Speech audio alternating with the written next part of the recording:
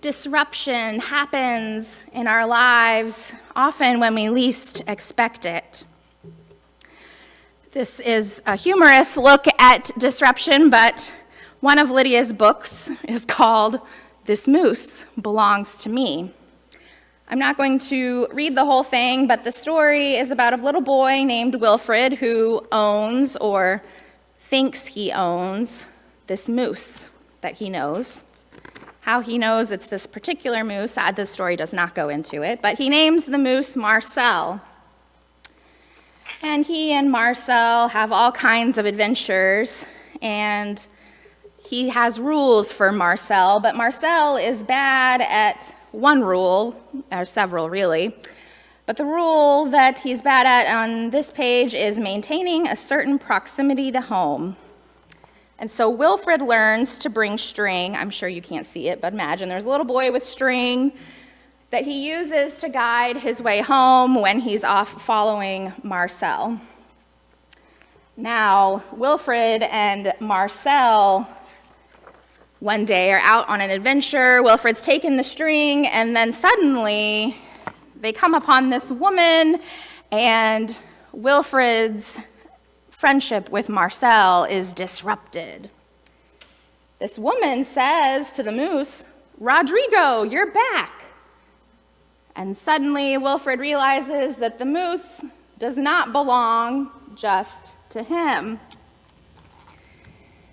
And so he says, "This moose belongs to me." To prove it, he calls Marcel, but Marcel, being a moose that doesn't know his own name, doesn't respond. He's really interested in the woman because she has an apple. So Wilfred is embarrassed and mad and sad, and he runs away, rushes off for home. But in his haste, in his tangle of emotions, he trips over his string. Imagine there's a little boy tied up in string, falling down the valley, and you can't see the details, but you can see, I'm sure, that this page is all blue. He winds up tangled in his string, laying on the ground, far from home, and it's late, and he's lost. But then, Marcel shows up, and good things happen from there. We sometimes find ourselves like Wilfred, thinking we know our lives, who we are, where we stand with others, what we're supposed to do in this world, and then something comes along and suddenly our lives are disrupted. We had maybe the string of a story of what our lives would be, and then we find ourselves tangled in the ground in it. Has this ever happened to you? Not literally, although let me know if you have had a moose friend before. But in the metaphorical sense, right, we have been disrupted sometimes. Someone we love dies. We ourselves or someone we love gets a terrible diagnosis. There's an accident. We lose our job. We lose a friend. We get a terrible grade or lose a competition of something we thought that we were good at. But some things happen in all our lives that disrupt them. And we find ourselves too, after a year and a half or more at this point of the disruption of the pandemic, which experienced all of us. It came for all of us. And while we are often able to keep our lives orderly and in control and keep the disruption out, the pandemic laid bare the truth that we can't control everything. That disruption comes sooner or later for all of us. And in those times of disruption, of exile, maybe, we experience isolation, loneliness, fear, disorientation, like Wilfred felt. He lost his way. An elder at another Presbyterian church talked about coming back and to worship in their sanctuary and coming back to non-online church life, and found that things felt weird. So he said, it's like we had a puzzle all laid out on the table. It was put together and it fell to the floor, and now we're trying to put back the pieces, and in a new way. So it's like the pieces of our lives fall down, and not only are they jumbled up, but the pieces then change shape. This happens in our lives. The Israelites surely felt all of that when they were in exile in Babylon, away from everything they knew, away from their homes, separated probably from their communities. And of course, the temple had been destroyed. So the thing that gave their lives meaning, their faith, their identity as Israelites, the Babylonians had torn it to the ground and wounded their hearts and their spirits. And so Jeremiah writes to them and delivers that wonderful message we hear. I know the plans I have for you, says the Lord, plans to give you a future filled with hope. We've probably maybe heard that verse before. It is a pretty famous one that gets quoted all the time. But if we zoom out a little bit in the rest of the context of Jeremiah and the Israelites, we hear that maybe it's not exactly what we think. The time frame for this hope-filled future is not immediately for the Israelites, but 70 years from then. For people in that time who didn't live as long as we do now, that 70 years means that most of them would not make it back, that their whole lives would be lived in exile. Now, there were other prophets encouraging violent revolt and saying, we will return immediately. And that's who Jeremiah refers to when he says, don't listen to those other prophets. But Jeremiah says that's not what we're called to. We are called to do other things, to build houses, to marry, to have children, to work for the welfare of the city. And somehow that's all tied up with the hope-filled future that Jeremiah predicts. So it is a hopeful message. Surely I know the plans I have for you, but with all these other caveats, the timeline, the scope of the story, it would have been a hard message to hear, as maybe we have felt sometimes before. When we're in that place of disruption and we wonder, when will this end? When will things get back to normal? I know we've wondered that often throughout the pandemic. The truth is, we live with these cycles of exile and return, of separation and reunion, of being disrupted and then putting pieces back together. And life doesn't always go the way that we want to. We wind up like Wilfred, confused and tangled up in string in the middle of nowhere.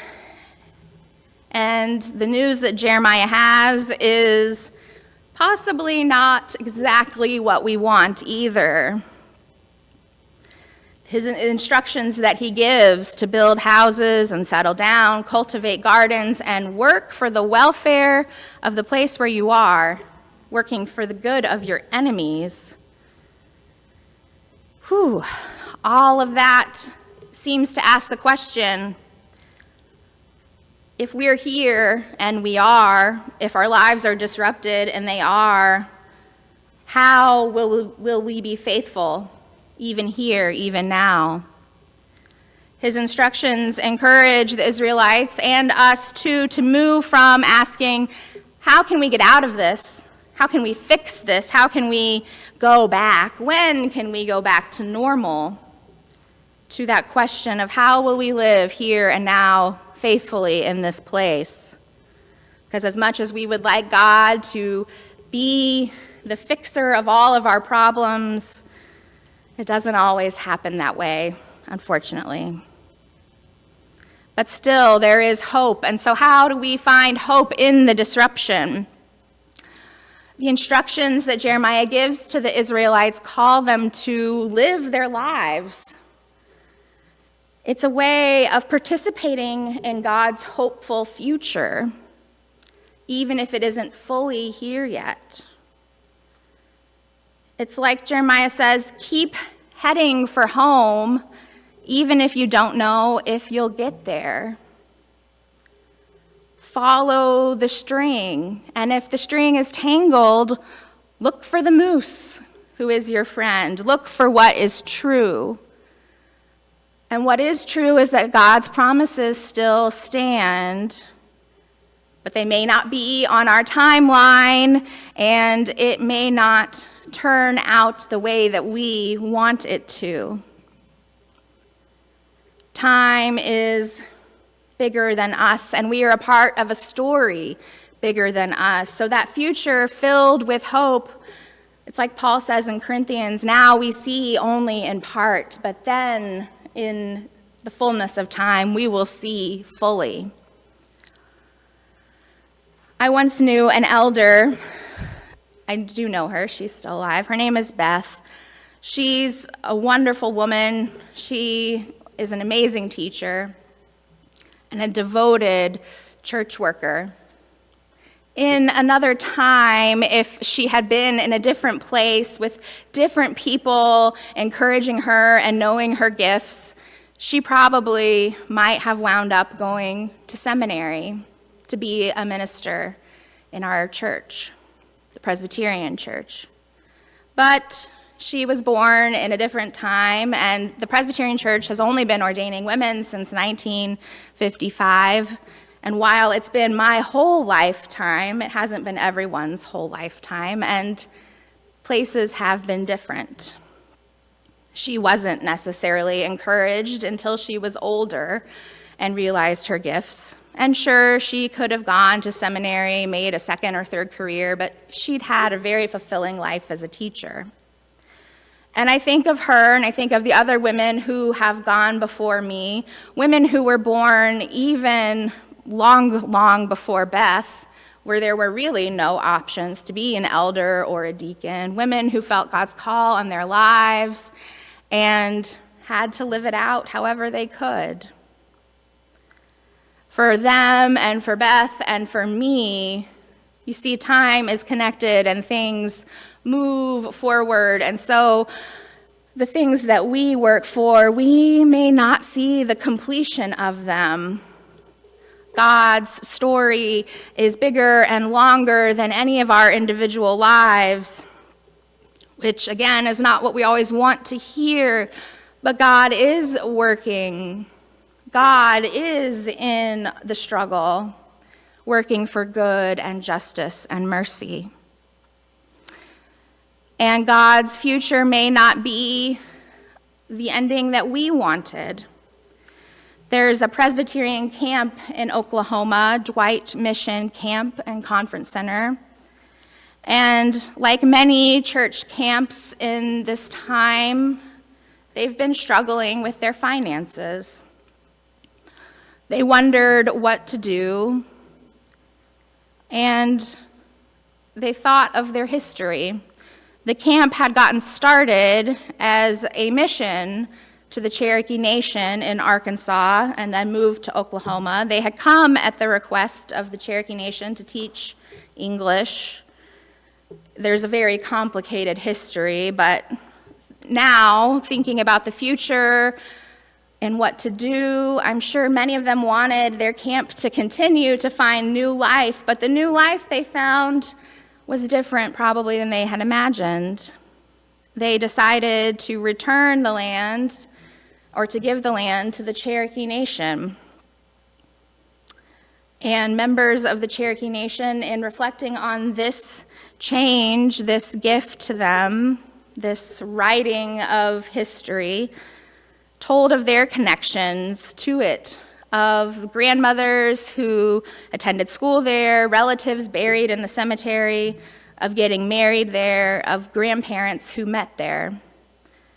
And so there is a hope-filled future there, but it is in another people's hands than those who had owned the camp. Sometimes God's future filled with hope, like I said, happens not necessarily on our timeline or even within our lifetime, and it may not happen the way that we imagine it will, but it is sure and true that God is working. And God is working here to make a future with hope. God is working here to lead us into being a place of hope and giving that hope to others. We keep heading towards home even if we don't know where that home is. For we are part of this great, great story. And this great story gives us a bigger hope, a more durable hope than just the plans of God being for our own individual lives. We have offered hope throughout the pandemic. I think of last year, we made, our little elves, I should say, made treat bags for the healthcare workers at Helmwood Healthcare. Some of our members recorded a Christmas service to share with them, sharing their talents.